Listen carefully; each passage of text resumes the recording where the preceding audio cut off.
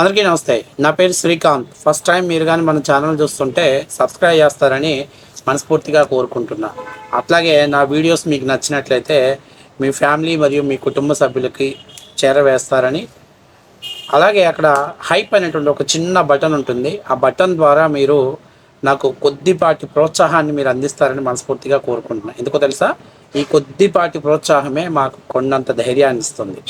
ఇక మీ అందరికీ తెలుసు, ఆకవీడిలో రామాలయం టెంపుల్ నిర్మాణం కోసం ఏదైతే ఈరోజు అంగరంగ వైభవంగా రఘురామకృష్ణరాజు గారు శంకుస్థాపన చేశారు.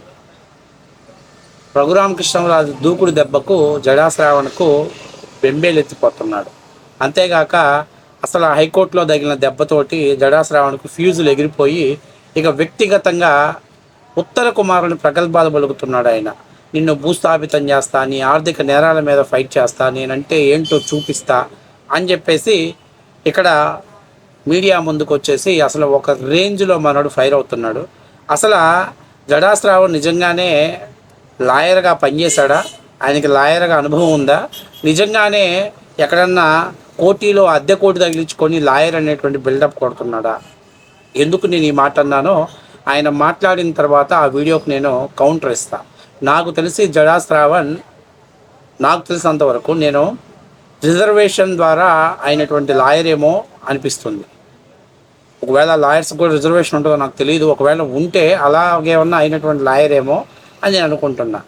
సో అసలు మన జడాశ్రావణ్ ఏదైతే మొన్న రఘురామకృష్ణరాజు గారు ఇచ్చినటువంటి దెబ్బ ఫ్యూజులు ఎగిరిపోతే పాటు ఆయన ఈరోజు దేవస్థానాన్ని, అంటే రాముల వారి స్వామి గుడి నిర్మించడం కోసం ఈరోజు ఏదైతే ఒక ప్రోగ్రామ్ను అక్కడ కండక్ట్ చేశాడో, అంటే శంకుస్థాపన కార్యక్రమాన్ని చేశాడో, ఆ దెబ్బతో మా జడాశ్రావణకి ఫీజులు ఎగిరిపోయి ఇప్పుడు చూడు ఒక రేంజ్లో ఫైర్ అవుతున్నాడు. సో వీడియో చూసే ముందు మీరందరూ కూడా మన ఛానల్ని సబ్స్క్రైబ్ చేస్తారని మనస్ఫూర్తిగా కోరుకుంటున్నాను. సరే, ఇప్పుడు మా అరకోటి గారి పర్ఫార్మెన్స్ చూడండి. ఖచ్చితంగా ఫైనాన్షియల్ ఫ్రాడ్ కేసులో మిమ్మల్ని జైలుకి పంపించడం కాదు. ఈ రోజు నుంచి యుద్ధం మొదలైంది అని నేర్చుకోండి. ఈ రోజు నుంచి మీరు నా వెంట పడతారా, నేను మీ వెంట పడతానో పబ్లిక్లో తెలుసుకుందాం. ఈ రోజు నుంచి ఇప్పటి వరకు మనం మతపరమైనటువంటి విషయాల్లో ఇన్వాల్వ్ కాకూడదు, వ్యక్తిగతమైనటువంటి విషయాల్లో ఇన్వాల్వ్ కాకూడదు అని నేను చాలా సమయంలో పాటించాను. మాకెళ్ళి మేమేమి ఫ్రాడ్లు చేయలేదు, మేమేమి క్రిమినల్ కేసులు ఇన్వాల్వ్. ఒకవేళ మా మీద క్రిమినల్ కేసులు ఉంటే రోడ్డు మీద ధర్నా చేసినాయో రాస్తారోకో చేసినవి ఉంటాయి. మీలా కాదు, మీలాగా ఫైనాన్షియల్ ఫ్రాడ్లు కాదు. వేల కోట్ల రూపాయల ప్రజాధనాన్ని దోచుకొని ప్రజల కోసం ప్రజాసేవ చేస్తున్నట్టు కళ్ళబొల్లి మాటలు మాట్లాడుతూ ముసల కన్నీళ్లు గార్చడం మాకు చేత కాదు. సుప్రీంకోర్టు జడ్జిమెంట్ని రాంగ్ ఇంటర్ప్రిటేషన్ చెప్పి కోట్ల మంది ప్రజల మీద, వాళ్ళ మీద ఇబ్బందికరంగా ఏదో మీరు ఇట్లా చేస్తే వెళ్తారు, ఇట్లా చేస్తే వెళ్తారు, మీరు రిజర్వేషన్లో పోతారు. నీకు దమ్ము ధైర్యం ఉంటే పీకిచ్చు చూద్దాం.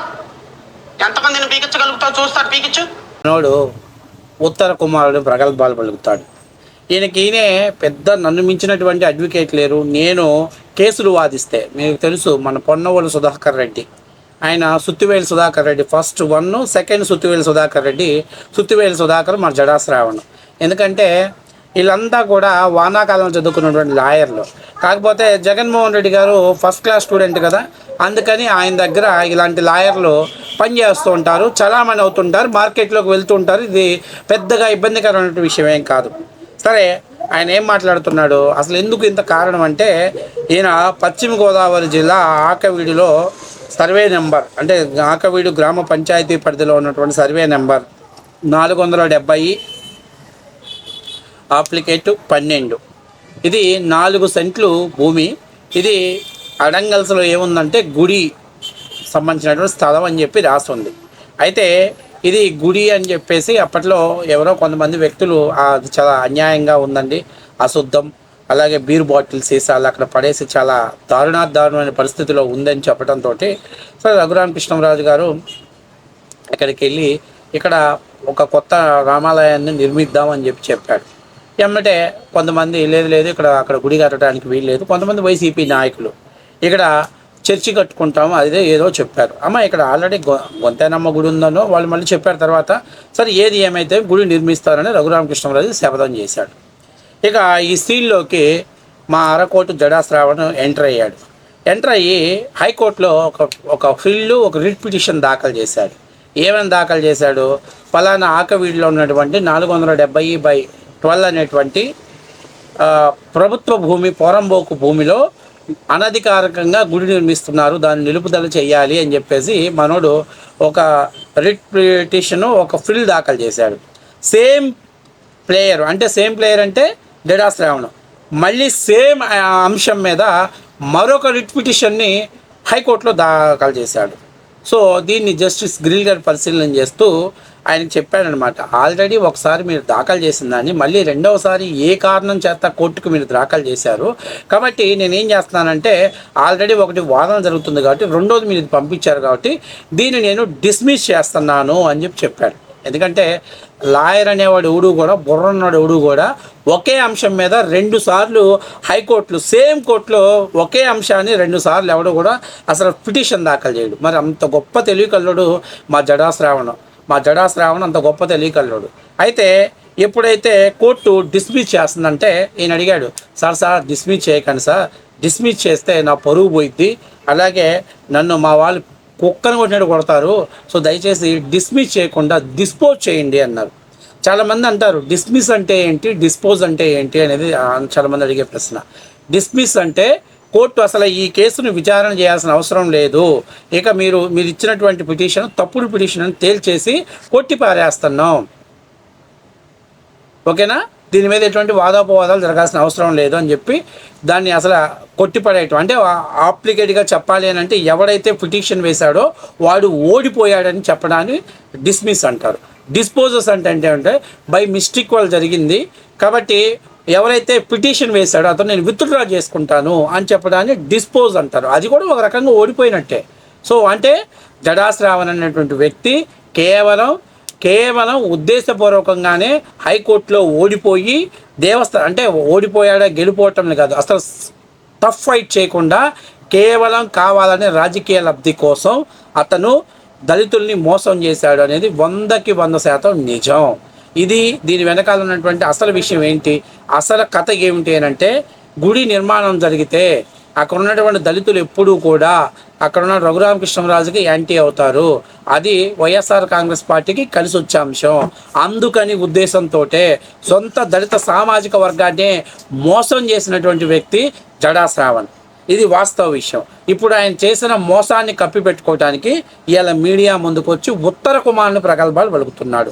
ఏమన్నాడు, నీ ఆర్థిక నేరాలన్నీ బయట పెడతా, నీ ఆర్థిక నేరాలన్నీ వసూలు చేపిస్తా, నేను ఊరుకోను, నేనంటే ఏంటో తేలుస్తాను, నా సంగతి ఏంటో చూపిస్తాను అంటున్నాడు. ఆయనకి నేను చెప్పేది ఏంటంటే, పెన్ను ఇలా పెడితే గీతలు పడవు, ఇలా పెట్టి నేను ఏదైనా పీకుతానని జేబులో పెట్టుకుంటే ఇంకు కక్కవచ్చు, జేబు ఖరాబ్ అవ్వచ్చు, జేబుకు బొక్కలు పడవచ్చు, వైట్ చొక్కా అయితే జేబులకు గీతలు పడే మరకలు కనపడవచ్చు. కాబట్టి నేను జడా శ్రావణ్కి ఏం చెప్పానంటే, నువ్వు ఆల్రెడీ సర్వీస్ మానేసినటువంటి వ్యక్తివి, నీకు లంచాలకి తప్పుడు కేసులకి ఫైల్ చేసి బెదిరించి బ్లాక్మెయిల్ చేస్తూ డబ్బులు సంపాదించుకున్నటువంటి వ్యక్తివి, దళితుల పేర్లు చెప్పి దళితులను రెచ్చగొట్టి దళితుల ద్వారా డబ్బులు సంపాదించుకున్నటువంటి ఒక దారుణమైనటువంటి ఆర్థిక నేరగాడివి నువ్వు. ఆయన ఇందాక మాట్లాడుతున్నాడు, నా మీద కేసులుంటే ఏదైనా రోడ్డు మీద న్యూసెన్స్ చేసినందుకు పెట్టారు అంటే, ధర్నాలు చేసినందుకు క్రిమినల్ కేసులు, ధర్నాలు చేస్తాడు క్రిమినల్ కేసులు పెడతాడా, న్యూసెన్స్ కేసులు పెడతాడు. ఏ సెక్షన్లో ఏ కేసులు పెడతారో తెలియనటువంటి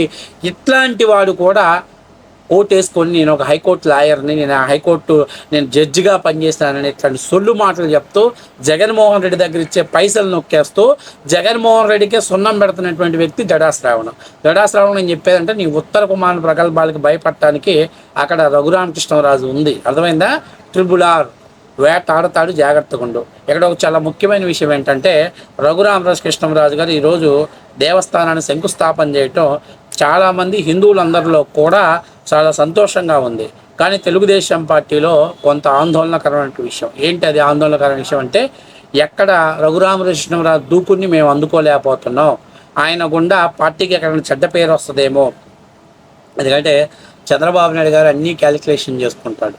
ఆ పద్ధతుల్లో చూసినప్పుడు డెఫినెట్గా ఇది రఘురామకృష్ణరాజు దూకుడికి పార్టీకి ఒక రకంగా ఇబ్బందికరమైన పరిస్థితే ఏర్పడుద్దేమోనని భయం పార్టీలో ఉంది కాబట్టి దాని మీద ఎటువంటి స్టేట్మెంటు తెలుగుదేశం పార్టీ వాళ్ళు పాస్ చేయలేని పరిస్థితిలో ఉంది. దీన్ని ఆసరాగా చేసుకొని జడా శ్రావణ్ లాంటి వాళ్ళు ఇంకొంతమంది మీడియా ముందుకు వచ్చి ఈ విధంగా మాట్లాడటం, ఇదిగో ఇలాంటి డబల్ పిటిషన్ ఒకే ప్లేస్ మీద ఒకే ప్లేయర్ డబల్ టైం పిటిషన్ దాఖలు చేయటం, ఇంతకంటే నీచమైనటువంటి పని, ఇంతకంటే అసమర్థమైన పని ఏమైనా ఉంటుందా జడా శ్రావణ్? ఊరికే ఆ కోటీలో అద్దె కోటి వేసుకొని వాదించి బిల్డప్లు చేయటం కాదు, అసలు గ్రౌండ్ లెవెల్ రియాలిటీ ఏమైంది డిస్మిస్ చేసే పిటిషన్ని అడుక్కొని డిస్పోజ్ చేయించుకున్నావు. నువ్వు కూడా మీడియా ముందుకు వచ్చి ఉత్తర కుమారుని ప్రగల్భాలు పలుకుతున్నావు. నువ్వు కూడా నా అంతటోళ్ళు లేరు, నేనంటే ఏంటో చూపిస్తావు రఘురామకృష్ణరాజు అని సవాల్ చేస్తున్నావు.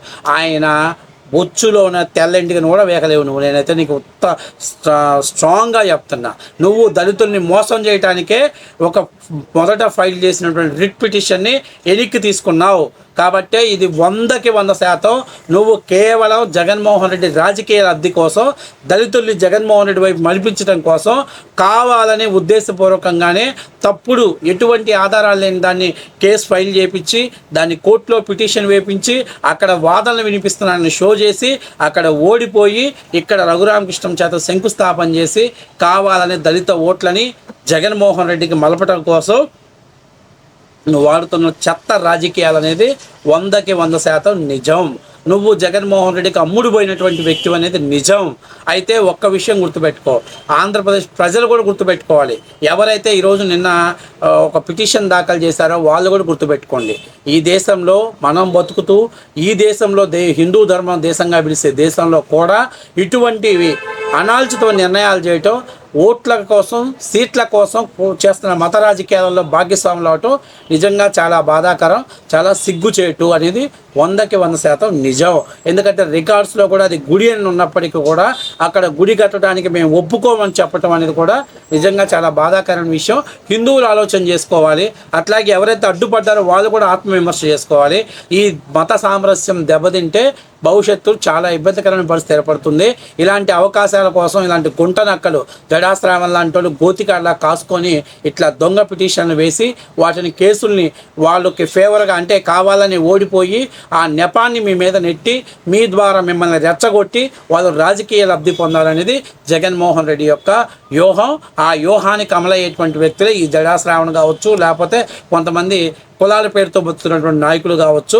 బీ కేర్ఫుల్ ఆంధ్రప్రదేశ్ ప్రజలారా.